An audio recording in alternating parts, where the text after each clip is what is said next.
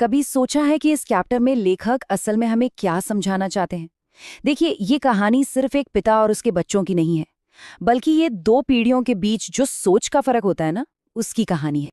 Welcome to nerdy side. यहाँ हम NCERT chapters को बहुत ही सिंपल और क्लियर तरीके से समझते हैं।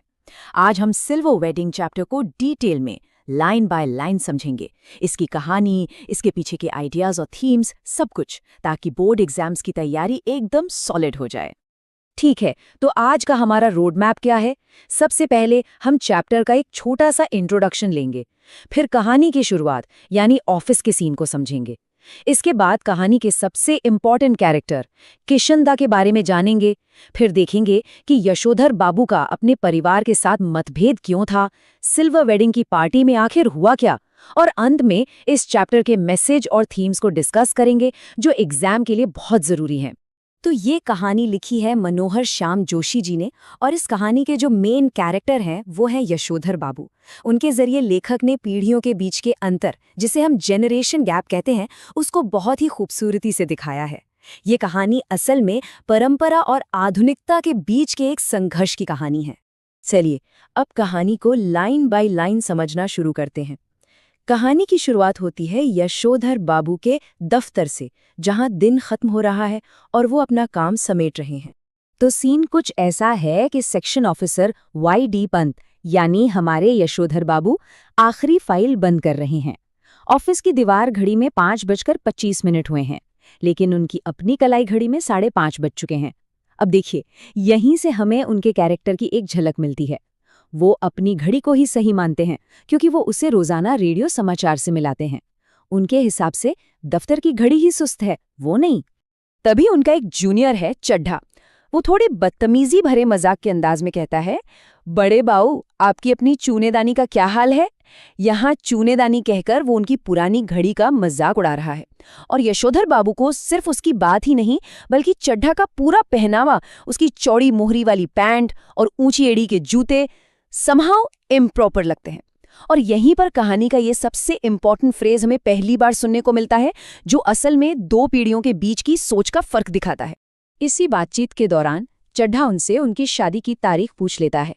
यशोधर बाबू बताते हैं 6 फरवरी 1947। ऑफिस का एक और कर्मचारी मेनन फौरन हिसाब लगाकर बताता है कि अरे, आज तो उनकी शादी को पूरे 25 साल हो गए, मतलब ये उनकी सिल्वर वेडिंग है। ये सुनकर यशोधर बाबू खुश भी होते हैं और थोड़ा सा झेम भी जाते हैं। अब जैसे ही ऑफिस के लोग पार्टी मांगते हैं, यशोधर बाबू कहते हैं कि अरे भाई, ये वेडिंग एनिवर्सरी मनाना तो गोरे साहिबों के चौंचले हैं, मतलब अंग्रेजों की आदतें हैं। वो इन सब चीजों को नहीं मानते। उन्हें अपनी परंपराओं से हटकर कुछ भी करना समहाउ इम्प्रॉपर लगता है।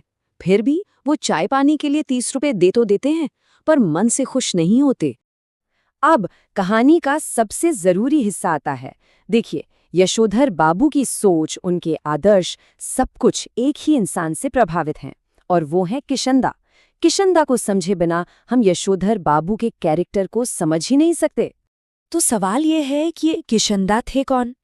किशनदा, जिनका पूरा नाम कृष्णानंद पांडे था, कुमाऊं से दिल्ली आए थे, और वो यशोधर बाबू के लिए एक मेंटर, एक मार्गदर्शक की तरह थे। वो कुंवारे थे और पहाड़ से आने वाले कई लड़कों की मदद करते थे। जब तक उनकी नौकरी नहीं लग जाती थी, उन्हें अपने पास रखते थे। सोचिए, जब यशोधर बाबू दिल्ली आए थे तो उनकी उम्र सरकारी नौकरी के लिए कम थी। एक नौजवान लड़का, बड़े शहर में बिल्कुल अकेला। तब किशनदा ने ही उन्हें सहारा दिया।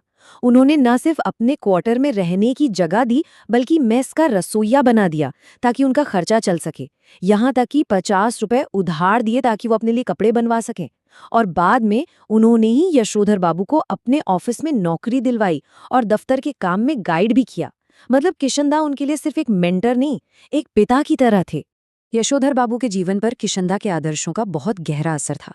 वो सादगी और परंपरा को मानते थे। वहीं उनके बच्चे आज की पीढ़ी के हैं, जो दिखावे और मॉडर्निटी में विश्वास रखते हैं। यशोधर बाबू साइकिल से चलते हैं, उनके बच्चे स्कूटर चाहते हैं। वो धोती कुर्ता पहनना पसंद करते हैं, तो उनकी बेटी जीन्स पहनती है। और यही इस कहानी का मेन कॉन्फ्लिक्ट है। अब बात करते हैं घर के माहौल की। यशोधर बाबू और उनके परिवार के बीच सोच का ये टकराव हर छोटी बड़ी बात में दिखता है, और जब भी उन्हें कुछ गलत लगता है वो बस एक ही फ्रेज इस्तेमाल करते हैं, समहाउ इम्प्रॉपर। ये सिर्फ एक फ्रेज नहीं है, ये एक ऐसी दुनिया के लिए उनका कोपिंग मैकेनिज्म है जिसे वो अब समझ नहीं पा रहे हैं। उन्हें बहुत सी बातें समहाउ इम्प्रॉपर लगती हैं, जैसे उनके बड़े बेटे भूषण को शुरुआत में ही 1,500 रुपये महीने की नौकरी मिल जाना। उन्हें स्कूटर की सवारी बहुत बेहुदा लगती है। अपनी बेटी का बिना बाँ का टॉप और जीन्स पहनना उन्हें पसंद नहीं। यहाँ तक कि उनकी पत्नी का आधुनिक औरतों की तरह रहना, होठों पर लाली लगाना, ये सब भी उन्हें समहाउ इम्प्रॉपर ही लगता है। लेकिन यहाँ कहानी में एक और एंगल भी है, और वो है उनकी पत्नी का। उनकी पत्नी बच्चों का साथ देती हैं। वो कहती है कि जब हम जॉइंट फैमिली में रहते थे तो तुम्हारे पति ने कभी मेरा साथ नहीं दिया, मुझे बूढ़ियों की तरह बंधनों में रखा गया। अब जब बच्चे अपनी मर्जी से जी रहे हैं तो मैं उन्हें क्यों रोकूं? इस तरह वो भी बच्चों के साथ मिलकर मॉडर्न बन गई हैं। अब कहानी अपने क्लाइमैक्स पर पहुंचती है। यशोधर बाबू जब ऑफिस से घर पहुंचते हैं तो देखते हैं कि उनके घर पर उनके सिल्वर वेडिंग की एक बड़ी पार्टी चल रही है, जिसके बारे में उन्हें पता तक नहीं था।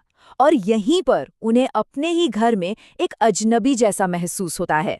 घर पर एक बड़ी शानदार पार्टी का आयोजन किया गया है।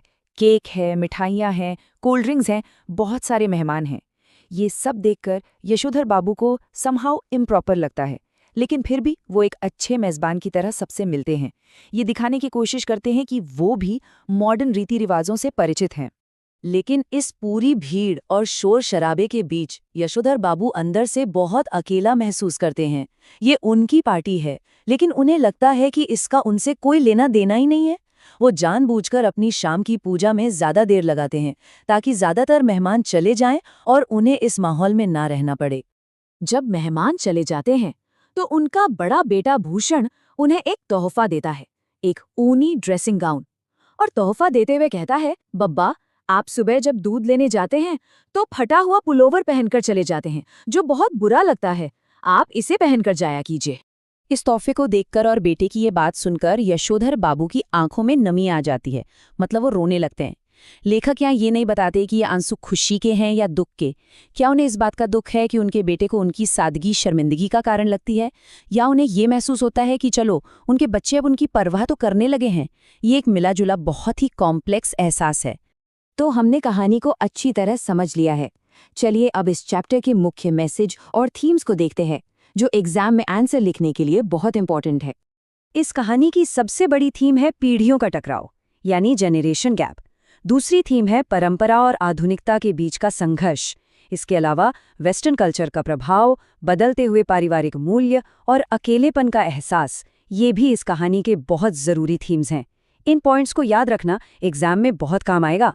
और हाँ, अगर आपको इस चैप्टर से जुड़े इंपॉर्टेंट क्वेश्चंस, नोट्स या एग्जाम ओरिएंटेड मटेरियल चाहिए तो हमारा टेलीग्राम चैनल ज्वाइन कर सकते हैं। उसका लिंक पिन कमेंट में दिया हुआ है। और अगर आपको बाकी चैप्टर्स के डिटेल एक्सप्लेनर्स चाहिए तो वो भी चैनल पर मौजूद हैं। तो ये था सिल्वर वेडिंग का हमारा डिटेल्ड एक्सप्लेनेशन। हमने देखा कि कैसे यशोधर बाबू की कहानी सिर्फ एक इंसान की नहीं, बल्कि बदलते समय के साथ जूझते हुए हर उस इंसान की है जो अपनी जड़ों को छोड़ना नहीं चाहता। अब नेक्स्ट स्टेप है प्रीवियस ईयर क्वेश्चंस प्रैक्टिस करना। और जाते जाते एक सवाल आपके लिए छोड़ जाते हैं। क्या पीढ़ियों के बीच का ये टकराव कभी खत्म हो सकता है, या ये हमेशा ऐसे ही चलता रहेगा? अपने विचार हमें कमेंट्स में जरूर बताइएगा। तो चलिए शुरू करते हैं क्लास 12 का एक बहुत ही पावरफुल चैप्टर, जूझ। और मैं बता दूं, ये सिर्फ एक कहानी नहीं है, बल्कि एक ऐसी लड़ाई की दास्तान है, एक ऐसे स्ट्रगल की स्टोरी है जिसे समझकर आपको बहुत कुछ सीखने को मिलेगा। कभी आपने सोचा है कि इस चैप्टर में जो लेखक है आनंदा, वो असल में हमें क्या समझाना चाहते हैं? Welcome to nerdy side. यहाँ हम एनसीईआरटी चैप्टर्स को बिल्कुल सिंपल और क्लियर तरीके से समझते हैं। आज के इस एक्सप्लेनर में हम चैप्टर यूज को डिटेल में लाइन बाय लाइन समझेंगे। उसकी स्टोरी क्या है, उसके पीछे के आइडियाज क्या हैं और थीम्स क्या है। तो चलिए शुरू करते हैं। ओके, सबसे पहले चैप्टर का एक छोटा सा इंट्रोडक्शन। इस चैप्टर के लेखक हैं आनंद यादव, और जूझ जो है ना, ये उनके ही एक नॉवल का, मतलब उनके उपन्यास का एक छोटा सा हिस्सा है। ये एक ऑटोबायोग्राफिकल स्टोरी है, यानी ये उनके खुद के जीवन पर बेस्ड है। और इसका टाइटल जूझ, इसमें ही पूरी कहानी का सार है। जूझ का मतलब ही होता है संघर्ष, स्ट्रगल। तो ये कहानी एक लड़के की पढ़ाई के लिए किए गए स्ट्रगल की है। तो कहानी का हीरो कौन है? कहानी का हीरो है आनंदा, जो कि लेखक खुद हैं। आनंदा बस स्कूल जाना चाहता है। उसका मन पढ़ाई के लिए, आप कह सकते हैं, तड़पता है। उसे ये बात समझ आ चुकी है कि खेती बाड़ी में अब कुछ नहीं रखा और इस जिंदगी से निकलने का एक ही रास्ता है, और वो है पढ़ाई। लेकिन उसकी ये जो इच्छा है, उसकी जो रियलिटी है, जहां उसे खेत में काम करना पड़ता है, उससे बिल्कुल अलग है। तो आनंद के इस रास्ते की सबसे बड़ी रुकावट कौन है? उसके पिता, जिनको वो दादा कहता है। वो अपने दादा से इतना डरता है, इतना ज्यादा डरता है कि उनके सामने ये कहने की हिम्मत तक नहीं होती कि मुझे पढ़ने जाना है। उसे डर लगता है कि दादा उसकी हड्डी पसली एक कर देंगे, मतलब उसकी बहुत पिटाई करेंगे। यहां पर ना कहानी का जो मेन कॉन्फ्लिक्ट है वो सामने आता है। ये बेसिकली दो अलग अलग माइंडसेट्स की टक्कर है। एक तरफ है आनंदा, जिसको लगता है कि खेती अब घाटे का सौदा है और पढ़ लिख कर ही नौकरी मिलेगी, फ्यूचर सिक्योर होगा। वहीं दूसरी तरफ उसके दादा की सोच बहुत ही शॉर्ट टर्म है। उन्हें लगता है कि कोलू जल्दी शुरू करके ज्यादा पैसे कमा लो, भले ही गुड़ की क्वालिटी खराब हो। उनके लिए पढ़ाई लिखाई बिल्कुल बेकार है। अब दादा से सीधे बात करने की हिम्मत तो है नहीं आनंदा में, इसलिए वो जाता है अपनी माँ के पास। वो सही मौके का इंतजार करता है और जब उसकी माँ धूप में कंधे थप रही होती हैं तो वो उनसे बात करता है। वो कहता है कि देखो, अब खेती का काम, जैसे ईख पेरने का काम भी खत्म हो गया है, तो यही बिल्कुल सही टाइम है मेरी पढ़ाई की बात शुरू करने का। लेकिन माँ भी बेचारी बहुत लाचार हैं। आनंदा के पढ़ाई की बात सुनकर वो कहती हैं, अब तू ही बता, मैं क्या करूं? वो दादा के गुस्से को एक बहरेला स्वर यानी एक जंगली स्वर से कंपेयर करती हैं। ये मेटाफर, ये उपमा दिखाती है कि वो अपने पति से कितना डरती हैं और उनके सामने बोलने की उनकी हिम्मत बिल्कुल नहीं है। लेकिन आनंदा हार नहीं मानता। वो एक सॉलिड प्लान बनाता है। वो अपनी माँ को समझाता है कि चलो हम गांव के एक प्रभावशाली और रिस्पेक्टेड आदमी दत्ताजी राव देसाई के पास चलते हैं। वो कहता है कि सिर्फ दत्ताजी राव ही दादा को समझा सकते हैं। प्लान ये है कि माँ दत्ताजी राव को सब कुछ सच सच बताएंगी और फिर दत्ताजी राव दादा से बात करेंगे। एकदम स्ट्रैटेजिक मूव। तो प्लान के हिसाब से आनंदा और उसकी माँ रात में दत्ताजी राव के घर जाते हैं। वहां माँ उन्हें सब कुछ बताती हैं कि कैसे दादा दिन भर इधर उधर घूमता रहता है, खेती में बिल्कुल हाथ नहीं लगाता और सिर्फ अपनी आज़ादी के लिए उसने आनंदा की पढ़ाई बंद करवा दी है ताकि वो खेत का सारा काम करे। सारी बात सुनकर दत्ताजी राव को बहुत गुस्सा आ जाता है। वो समझ जाते हैं कि दादा अपने आराम के लिए अपने ही बच्चे का फ्यूचर बर्बाद कर रहा है। वो आनंदा की माँ को विश्वास दिलाते हैं और गुस्से में कहते हैं, आने दे अब उसे, मैं उसे सुनाता हूं कि नहीं अच्छी तरह, देख। यहां से आप कह सकते हैं कहानी में एक नया ड्रामेटिक मोड़ आता है। अब जब दादा को दत्ताजी राव बुलाते हैं तो वो घबरा जाता है और दत्ताजी राव के सामने जब उसकी पोल खुलने लगती है तो वो खुद को बचाने के लिए सारा का सारा इल्जाम आनंदा पर ही डाल देता है। सोचो, वो आनंदा पर झूठे आरोप लगाता है, कहता है कि ये सिनेमा देखता है, जुआ खेलता है, कंधे बेच देता है और खेती के काम में इसका बिल्कुल भी ध्यान नहीं है। दत्ताजी राव के प्रेशर में आकर दादा मान तो जाता है, लेकिन वो आनंदा के सामने ऐसी कठोर शर्तें रखता है जिससे उसकी पढ़ाई ऑलमोस्ट इम्पॉसिबल हो जाए। ये कंडीशंस एग्जाम्स के लिए बहुत इंपॉर्टेंट है, इन्हें ध्यान से सुनिए। वो कहता है सुबह होते ही खेत आना होगा, 11 बजे तक काम करना होगा, फिर खेत से सीधा स्कूल जाना होगा, स्कूल से सीधा वापस खेत आना होगा, पशुओं को चराना होगा और अगर काम ज्यादा हुआ तो स्कूल से छुट्टी भी लेनी पड़ेगी। और आनंदा वो ये सारी कठोर शर्तें भी मान लेता है क्योंकि उससे बस स्कूल जाना है। लेकिन स्कूल जाना उसके संघर्ष का एंड नहीं था, बल्कि एक नए स्ट्रगल की शुरुआत थी। उसकी चुनौतियां, उसके चैलेंजेस अभी खत्म नहीं हुए थे। स्कूल के पहले ही दिन आनंदा को बहुत अकेलापन महसूस होता है। उसके सारे साथी अगले क्लास में जा चुके थे और अब उसे अपने से कम उम्र के लड़कों के साथ बैठना पड़ रहा था। वो खुद को एक अजनबी, एक आउटसाइडर जैसा फील करता है। उसका मन, जैसा कि लिखा है, बिल्कुल खट्टा हो जाता है और उसके इस अकेलेपन को और बढ़ा देती है बुलिंग। क्लास का एक शरारती लड़का है चवान। वो आनंदा का गमछा, यानी जो उसने कंधे पे अंगोछा रखा हुआ है, वो खींच लेता है और उसका मजाक उड़ाता है। इस घटना से आनंदा पहले ही दिन बहुत डर जाता है और उसकी दिल की धड़कन तेज हो जाती है। अब कहानी में एक बहुत बड़ा टर्निंग पॉइंट आता है। आनंदा की लाइफ में एक ऐसे टीचर की एंट्री होती है जो उसकी पूरी दुनिया बदल देते हैं और उसे एक नया रास्ता दिखाते हैं। ये टीचर हैं मराठी के मास्टर NV सौंदलनेकर। वो सिर्फ एक टीचर नहीं है, बल्कि एक कवि भी हैं और उनका पढ़ाने का अंदाज बिल्कुल अलग है। यही वो इंसान है जो आनंदा के अंदर छिपे हुए कवि को, पोएट को जगाते हैं। देखिए, सौंदलनेकर मास्टर कविता को पढ़ाते नहीं थे, वो उसे जीते थे।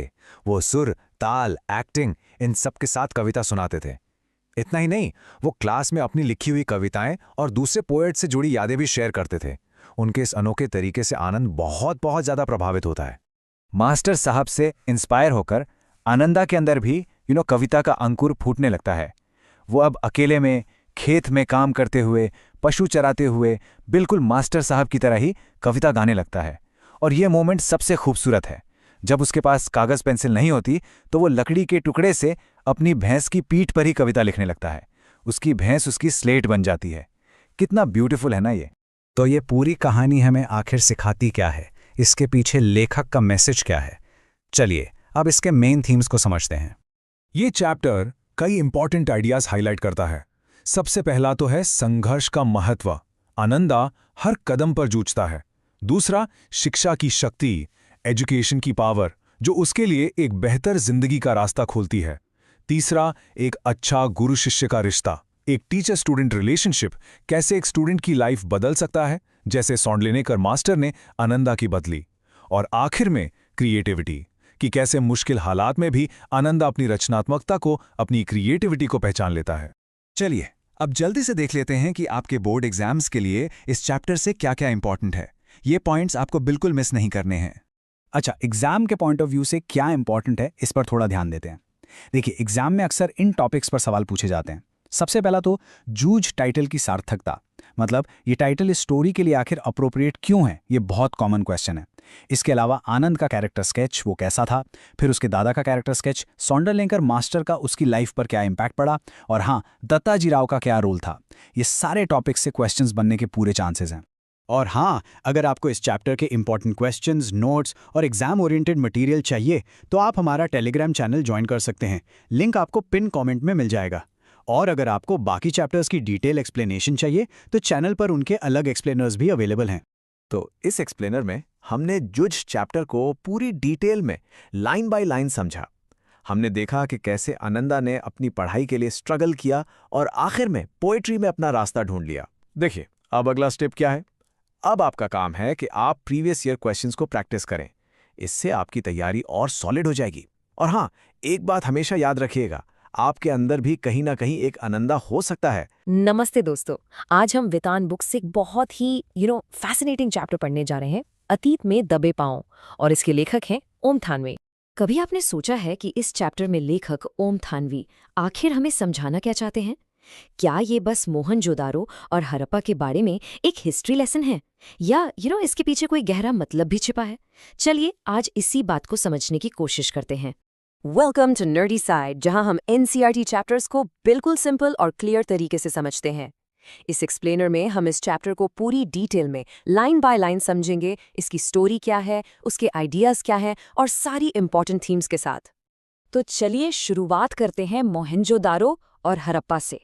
देखिए, ये सिर्फ इंडिया के ही नहीं बल्कि पूरी दुनिया के दो सबसे पुराने वेल प्लान्ड शहर माने जाते हैं। और ये कब के हैं? ये हैं इंडस वैली सिविलाइजेशन के मैच्योर फेस के, यानी कि उस सिविलाइजेशन का जो सबसे डेवलप्ड टाइम था, उस वक्त के ये शहर थे। अब इन दोनों में भी मोहनजोदारो जो था वो सबसे बड़ा था और सबसे अच्छे से बचा हुआ, मतलब प्रिजर्व किया हुआ शहर था। इनफैक्ट ये इतना बड़ा था कि इसे उस पूरी सिविलाइजेशन की कैपिटल यानी राजधानी भी माना जाता है।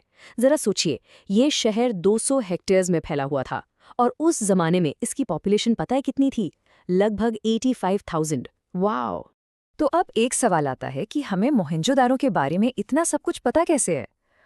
इसका रीज़न ये है कि वहाँ पर एक्सटेंसिव, मतलब बड़े लेवल पर खुदाई करना पॉसिबल हो पाया। लेकिन हड़प्पा के साथ अनफॉर्चुनेटली ऐसा नहीं हुआ। वहाँ के ज़्यादातर सबूत डेवलपमेंट की भेंट चढ़ गए। मतलब जब वहाँ रेलवे लाइन बिछाई जा रही थी तब सब नष्ट हो गया।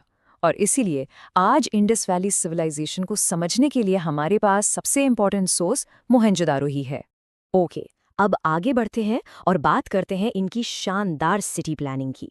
पता है सबसे अनोखी बात क्या थी?